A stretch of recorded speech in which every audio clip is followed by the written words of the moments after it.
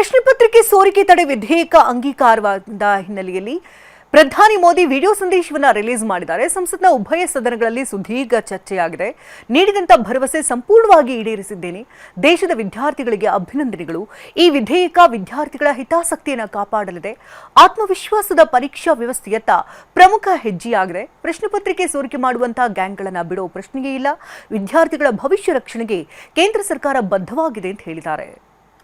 Paper leak की परेशानी साथियों, विश्वस्त परीक्षा पद्धति, इसके लिए हम लगातार एक के बाद एक कदम उठा रहे हैं. टास्क फोर्स की रचना हो. ಪ್ರಶ್ನೆ ಪತ್ರಿಕೆ ಸೋರಿಕೆ ತಡೆ ವಿಧೇಯಕ ಅಂಗೀಕಾರವಾದ ಹಿನ್ನೆಲೆಯಲ್ಲಿ ಪ್ರಧಾನಿ ಮೋದಿ ವಿಡಿಯೋ ಸಂದೇಶವನ್ನು ರಿಲೀಸ್ ಮಾಡಿದ್ದಾರೆ. ಸಂಸತ್ನ ಉಭಯ ಸದನಗಳಲ್ಲಿ ಸುದೀರ್ಘ ಚರ್ಚೆಯಾಗಿದೆ. ನೀಡಿದಂತ ಭರವಸೆ ಸಂಪೂರ್ಣವಾಗಿ ಈಡೇರಿಸಿದ್ದೇನೆ. ದೇಶದ ವಿದ್ಯಾರ್ಥಿಗಳಿಗೆ ಅಭಿನಂದನೆಗಳು. ಈ ವಿಧೇಯಕ ವಿದ್ಯಾರ್ಥಿಗಳ ಹಿತಾಸಕ್ತಿಯನ್ನು ಕಾಪಾಡಲಿದೆ. ಆತ್ಮವಿಶ್ವಾಸದ ಪರೀಕ್ಷಾ ವ್ಯವಸ್ಥೆಯತ್ತ ಪ್ರಮುಖ ಹೆಜ್ಜೆಯಾಗಿದೆ. ಪ್ರಶ್ನೆ ಪತ್ರಿಕೆ ಸೋರಿಕೆ ಮಾಡುವಂತಹ ಗ್ಯಾಂಗ್ಗಳನ್ನು ಬಿಡೋ ಪ್ರಶ್ನೆಯೇ ಇಲ್ಲ. ವಿದ್ಯಾರ್ಥಿಗಳ ಭವಿಷ್ಯ ರಕ್ಷಣೆಗೆ ಕೇಂದ್ರ ಸರ್ಕಾರ ಬದ್ಧವಾಗಿದೆ ಅಂತ ಹೇಳಿದ್ದಾರೆ. पेपर लीक की परेशानी साथियों,